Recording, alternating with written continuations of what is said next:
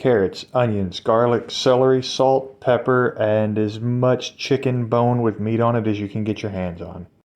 Liberally salt and pepper the chicken.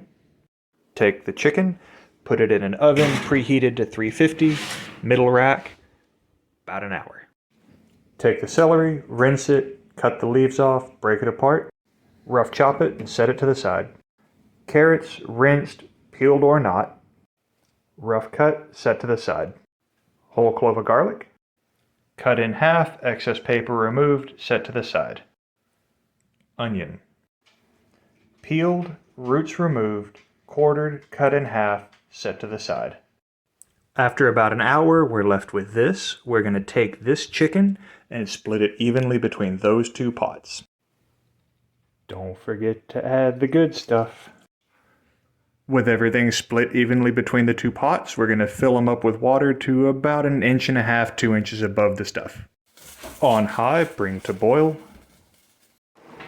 Let it boil like this for about 20 minutes before you reduce the heat. So over here in the edge where the water isn't actively boiling and the stuff gets pushed, you'll see these brown thick scuzzy bits. And we want to just tilt the edge of the ladle in and let that flow in and get rid of it. After it's been at a high boil for about 20 minutes, we're going to cut the heat in half and let it do what it does for about an hour and a half. Eventually you're going to get to the point where the bones and bits start poking up out of the stock even after you push them back down. It's going to happen, just add more water. See? Easy fix.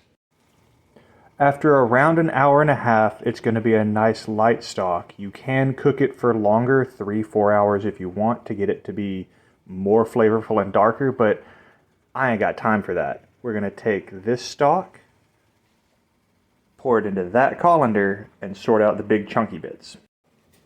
After having strained the stock through the colander, there's still some little fiddly bits in it that sifted through the colander, so we're going to strain it through this sieve into the big pan. So we have all of our stock cleaned out and back into our big pot. I don't know about you, but I don't have enough room in my freezer for all of that, so we're going to reduce it down. But in this big pot, it's going to take forever. So what we're going to do is cheat and put it in a shorter, wider pan so it'll boil down quicker.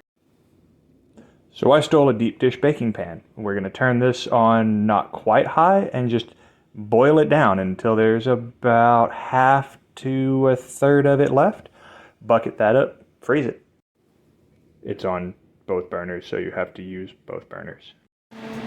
Once the stock is reduced down, we're going to take it, turn the heat off, and pour it back into the sieve, but this time with a sackcloth filter on it to help get the last of the particulate bits out of it so that we have a clear stock when we're finished.